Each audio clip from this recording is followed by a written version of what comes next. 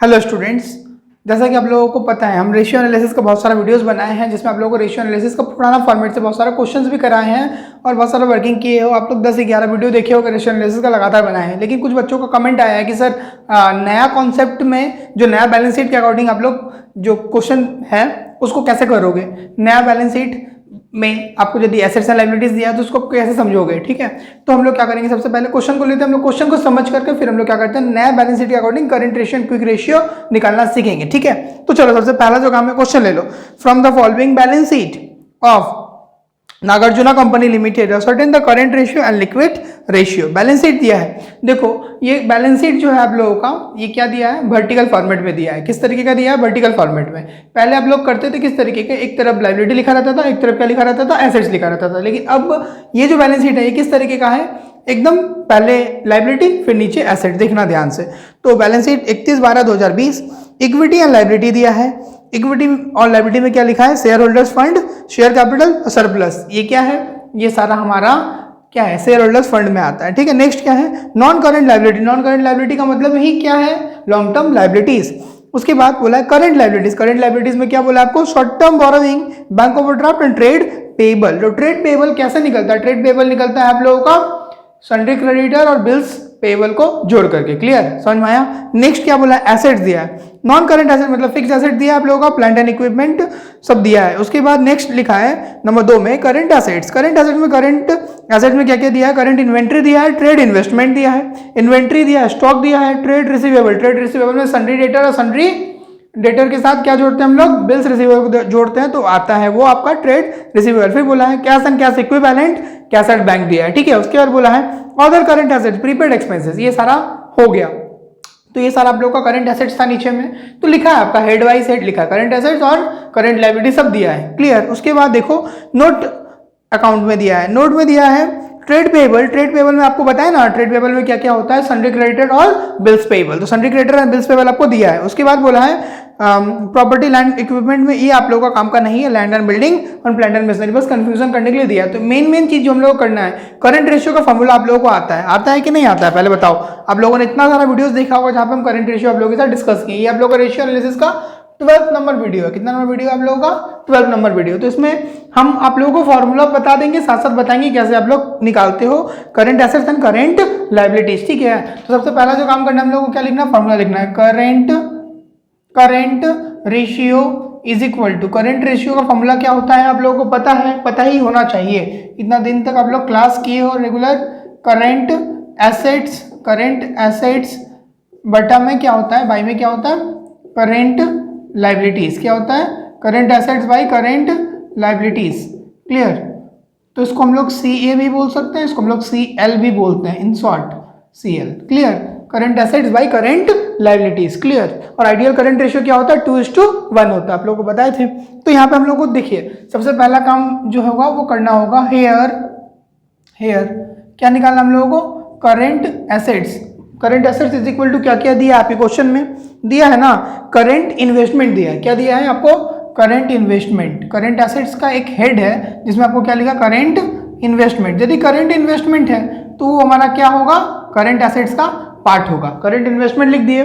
उसके बाद क्या लिखा, इन्वेंट्रीज। इन्वेंट्रीज का मतलब होता है स्टॉक, इन्वेंट्रीज में क्या लिखोगे, जो स्टॉक होता है आप लोगों का उसको हम लोग इन्वेंट्रीज बोलते हैं। सिर्फ टर्म थोड़ा सा चेंज किया गया है। ट्रेड रिसीवेबल, तो यहाँ पे क्या बोला आपको, ट्रेड रिसीवेबल बोला है। तो ट्रेड रिसीवेबल क्या होता है, थोड़ा सा सुन लो। ट्रेड रिसीवेबल का मतलब होता है debtor plus bills receivable.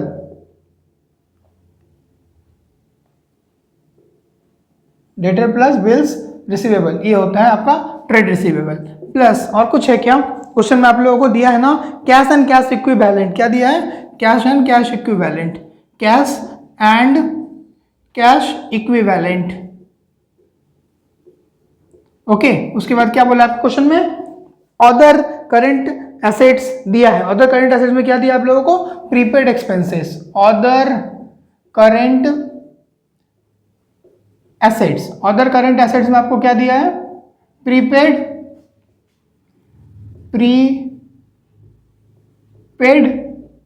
Expenses. Clear. तो इस तरीके से आप लोगों का करंट एसेट सारा का सारा हम लोग लिख दिए। अब एक का अमाउंट लिख दो आप लोग, ठीक है। तो देखो करंट इन्वेस्टमेंट, उसका अमाउंट कितना लिया है क्वेश्चन में आप लोगों को, करंट इन्वेस्टमेंट का अमाउंट कितना दिया क्वेश्चन में, 10,000। कितना दिया है, 10,000। क्वेश्चन को समझना ज्यादा जरूरी होता है। 10,000 प्लस इन्वेंट्री का अमाउंट कितना दिया आप लोगों का क्वेश्चन में, 1 लाख। इन्वेंट्री का अमाउंट कितना दिया आप लोगों को, 1 लाख। ओके, उसके बाद ट्रेड रिसीवेबल, ट्रेड रिसीवेबल में डेटर है, डेटर का अमाउंट कितना दिया आप लोगों को, 60,000 लिख दो यहाँ पे। क्लियर। प्लस उसके बाद क्या बोला आप लोगों को, ट्रेड रिसीवेबल लिख दिए। तो उसके बाद क्या बोला आप लोगों को, क्या कैश इक्विवेलेंट 36,000 और अदर करंट में प्रीपेड एक्सपेंसेस दिया है 4,000। तो प्लस 36,000 और प्लस 4,000 जोड़ करके बता दो थोड़ा कितना आएगा। 36 4 40, 40 और 1 लाख हो जाएगा, 1 लाख और 2 लाख, 2 लाख और 2,10,000। कितना आ गया आप लोगों का करंट एसेट्स, 2,10,000। कितना सिंपल है ना, 2,10,000 यहाँ पे लिख दो, लिख दिए।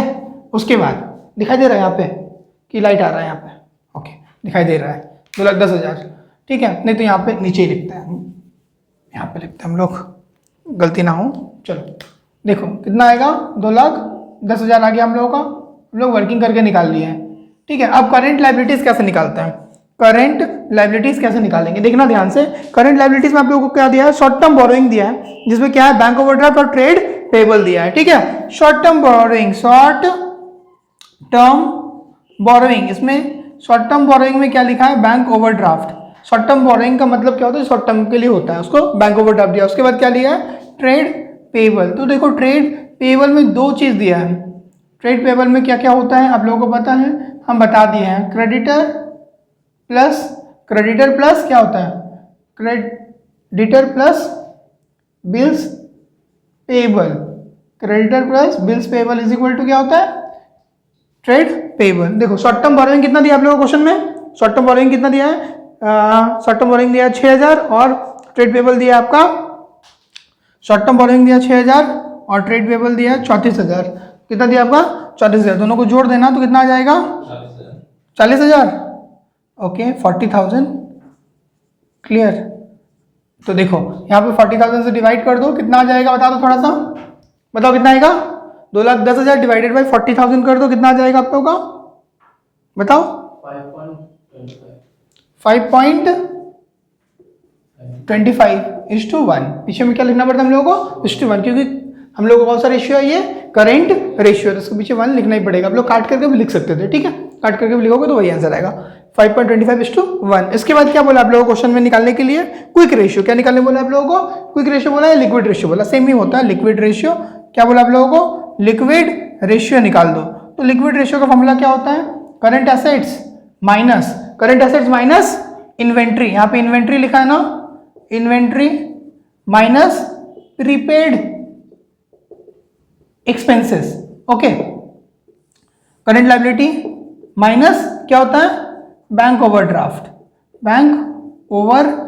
तो यहाँ पे क्वेश्चन में आप लोगों को सब कुछ दिया है, देखो समझना है। Short term borrowing bank overdraft था, इन्वेंट्री लिखा है यहाँ पे, इन्वेंट्रीज और प्रीपेड एक्सपेंसेस भी दिया है। तो देखो करंट एसेट निकाले थे ना आप लोग, कितना निकाले थे, 2,10,000 निकाले थे ना। उसके बाद इन्वेंट्री कितना दिया आप लोगों का, 1 लाख। उसके बाद प्रीपेड एक्सपेंसेस कितना दिया क्वेश्चन में आप लोगों को, 4,000, ठीक है। और करंट लायबिलिटी कितना दिया आप लोगों का, बताओ, अभी निकाले थे देखो 40,000, ठीक है। माइनस बैंक ओवरड्राफ्ट कितना दिया आप लोगों का, बोलो, बैंक ओवरड्राफ्ट का अमाउंट कितना दिया था, 4,000, और सॉरी 6,000, कितना दिया था, 6,000।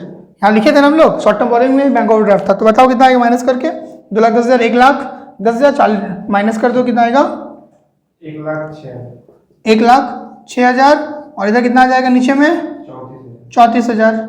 इसको बताओ, माइनस कर दिए, इसको डिवाइड करके बताओ कितना आएगा, 3.11:1।